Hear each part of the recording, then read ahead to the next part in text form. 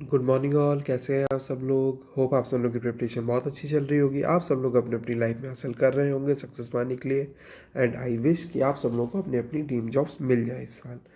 आज का जो टॉपिक है आप लोगों के लिए बहुत ज़्यादा इंपॉर्टेंट होने वाला है। जैसे कि आप लोगों को पता होगा कि आरबीआई असिस्टेंट का जो प्रीलिम्स का एग्ज़ाम है वो 25 एंड 26 ऑफ मार्च को शेड्यूल्ड है। अब सिर्फ 18 टू 20 डेज़ आपके सामने रह गए हैं।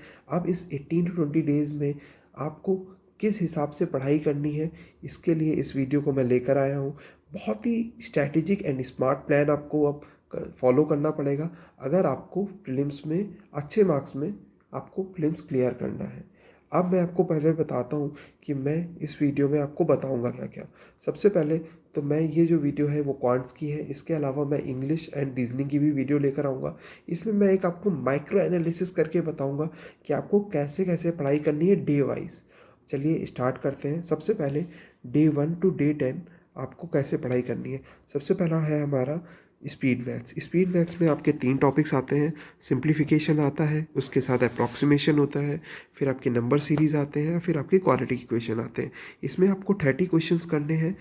इसमें मैं आपको बता देता हूँ 30 क्वेश्चंस आपको कैसे कंप्लीट करने हैं। 10 क्वेश्चंस पर टॉपिक।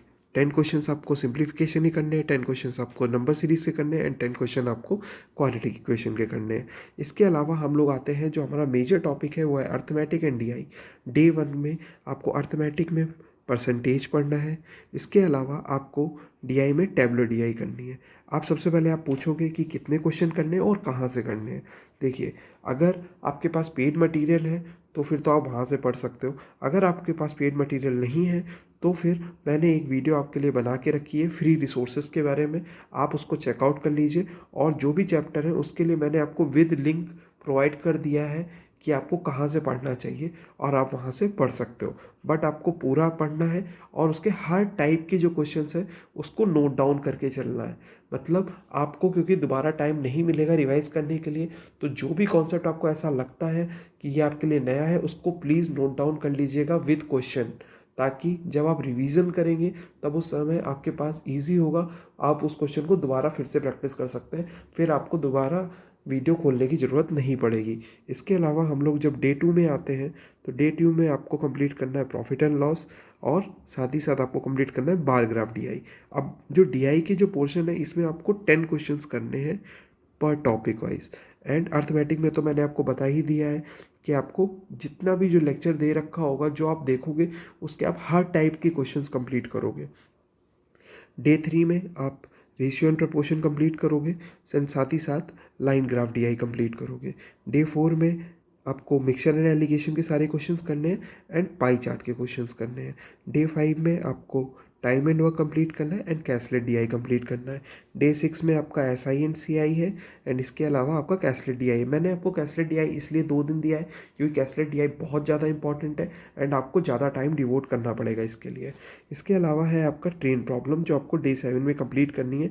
अब मैं आपको बताता हूँ, जो ट्रेन प्रॉब्लम है वो स्पीड डिस्टेंस टाइम का ही एप्लीकेशन वाला पार्ट है। एप्लीकेशन वाले पार्ट से ही क्वेश्चन बनते हैं डायरेक्टली। जो कंसेप्चुअल क्वेश्चन होते हैं वो स्पीड डिस्टेंस टाइम से नहीं बनते। तो आपको ट्रेन प्रॉब्लम कंप्लीट करनी है, उसी के साथ आपको रडार डीआई के बारे में कंप्लीट करना है। डे 8 में आपको कंप्लीट करना है बोर्ड एंड स्ट्रीम के सारे क्वेश्चंस। ये भी एक एप्लीकेशन पार्ट है स्पीड डिस्टेंस टाइम का। और साथ ही साथ आपको अब मिक्स डीआई करने हैं। मैं आपको बता देता हूँ मिक्स डीआई होते क्या है। मिक्स डीआई में आपने ऐसे क्वेश्चंस देखे होंगे जिसमें 2 अलग अलग ग्राफ दे रखे होंगे। एक लाइन ग्राफ दे रखा होगा, एक बार ग्राफ दे रखा होगा, या फिर एक पाई ग्राफ दे रखा होगा, या उसके साथ एक बार ग्राफ दे रखा होगा। इस टाइप के आपको क्वेश्चंस कंप्लीट करने हैं। अब आप डे 9 पे आएंगे तो डे 9 पे आपको एवरेज के सारे चैप्टर्स के सारे क्वेश्चंस कंप्लीट करने हैं। उसके अलावा फिर से आप मिक्स डी आई या प्रैक्टिस करोगे आज के दिन भी। फिर डे 10 में आपको पीएनसी के क्वेश्चंस करने हैं सारे, और फिर आप मिक्स डी आई कंप्लीट करोगे। इसके अलावा आपको इतना तो करना ही है फर्स्ट 10 डेज में। इसके अलावा आपको सेक्शनल टेस्ट आपको एवरी सेकेंड डे देने हैं पूरे मैथ्स के। आप समझ सकते हैं पूरे क्वांट्स के आपको सेक्शनल टेस्ट देने हैं। तो आप समझ सकते हो कि अगर 10 दिन है तो 10 दिन में आप 5 सेक्शनल टेस्ट भी आप दोगे। अब हम लोग आते हैं डे 11 टू डे 15 में। अब आपको कैसे कंप्लीट करना है। अब आप देख सकते हो डे 11 टू डे 15 में हमारा जो अब स्ट्रैटेजी है वो चेंज हो गया है। अब आपको करना क्या है कि अर्थमेटिक में जो आपने पुराने जितने क्वेश्चंस किए थे, जो आपने लास्ट 10 डेज़ में जो अपने क्वेश्चंस आपने टॉपिक वाइज कुछ क्वेश्चंस होंगे जो आपने प्रैक्टिस किए होंगे, जो आपको डिफरेंट टाइप ऑफ क्वेश्चंस होंगे, तो उसमें कुछ ऐसे क्वेश्चंस आपको मिले होंगे जो आपको लगा होगा कि ये नया कॉन्सेप्ट है या फिर आपने अभी तक नहीं पढ़ा है, तो उसको मैंने आपको पहले ही बोला था कि आपको नोट डाउन करके चलना है। तो उन सारे क्वेश्चंस को आप फिर से प्रैक्टिस करोगे। बट आज अब आपके पास इतना टाइम नहीं बचेगा कि आप चैप्टर वाइज कंप्लीट करोगे। तो आप क्या करोगे कि अगर आप बाई चांस आपने सबसे पहला परसेंटेज चैप्टर उठाया, परसेंटेज चैप्टर उठाकर आपने उसके 15 टाइप ऑफ क्वेश्चंस लगाए, जिसमें आपको ऐसा लगा कि 3 to 4 टाइप ऑफ ऐसे क्वेश्चन थे जो आपको पहली बार पता चले या फिर कोई नया कॉन्सेप्ट था, तो आपने विद क्वेश्चंस उसके सॉल्यूशन को उतार लिया। फिर उसके बाद अब आपको क्या करना है कि 3 क्वेश्चन परसेंटेज से लगाने हैं, 3 क्वेश्चन आपको एवरेज से लगाने हैं, 3 क्वेश्चन आपको प्रॉफिट एंड लॉस से लगाने हैं, 3 क्वेश्चन आपको रेशियो प्रोपोर्शन से लगाने हैं। ऐसे करके पूरे अर्थमेटिक्स से मैंने 10 दिन में 10 चैप्टर आपको बताए हैं, तो 10 दिन में आपको 10 चैप्टर से 3-3 क्वेश्चन पर चैप्टर आपको लगाने, टोटल करके 30 क्वेश्चन हो गए। इससे आपका क्या होगा कि ओवरऑल अर्थमेटिक की पूरी प्रैक्टिस हो जाएगी। अब इसके अलावा स्पीड मैथ्स में वही चलेगा, 10 क्वेश्चन पर चैप्टर। डीआई में आपको अब 10 क्वेश्चन करना है। पहले फर्स्ट 10 डेज में हम लोगों ने कैसे किया था, हमने टॉपिक वाइज क्वेश्चंस लगाए थे। अब हमको मिक्स क्वेश्चंस लगाने। अब आपको जो डीआई लेनी है, डीआई इस टाइप की होनी चाहिए कि हर टाइप की एक डीआई आप सॉल्व करें।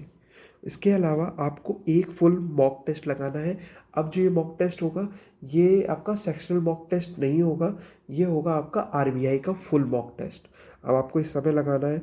इसके अलावा जब आप 11 to 15 डेज का जो टारगेट है वो कंप्लीट हो जाएगा, तो इसके अलावा जब आप डे 16 में आओगे और जब तक आपका एग्ज़ाम नहीं होगा, क्योंकि कुछ ऐसे स्टूडेंट्स होंगे जिनका एग्ज़ाम 25th को होगा, कुछ ऐसे स्टूडेंट्स होंगे जिनका एग्ज़ाम 26th को होगा। तो फिर जिस जिनका 25th तक होगा तो वो 24 तक इसका आप फॉलो करोगे, और जिनका 26th को होगा वो 25th तक फॉलो करेंगे। और आपको day 16 to 1 day before exam तक 2 कंप्लीट मॉक्स लगाने हैं। मैं इसमें आपको लिख देता हूँ, कंप्लीट मॉक्स आपको लगाने हैं और एनालाइज करना है। अब मैंने आपको बता दिया है कि आपको लास्ट 18 to 20 डेज़ में कैसे पढ़ाई करनी है। अगर आप सिस्टमेटिक वे में पढ़ाई करेंगे तो मैं आपको गारंटी देता हूँ कि आप अपने जो प्रीलिम्स का एग्ज़ाम होगा उसमें ज़रूर एक्सेल करके आएंगे। बट कंडीशन अप्लाई ये है कि आपको डेली जितना मैंने बताया उतना फॉलो करना पड़ेगा।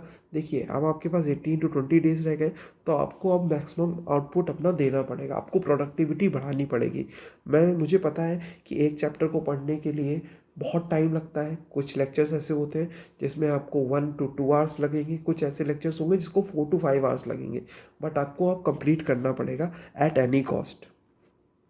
अगर आप इतना सब कुछ कर लेते हैं तो मैं आपको पक्का गारंटी देता हूँ कि आप अपने जो प्रीलिम्स का एग्ज़ाम है उसमें आप एक्सेल करके आएंगे। चलिए, होप आपको ये वीडियो अच्छी लगी हो। All the best and stay tuned for English and reasoning video. Thank you.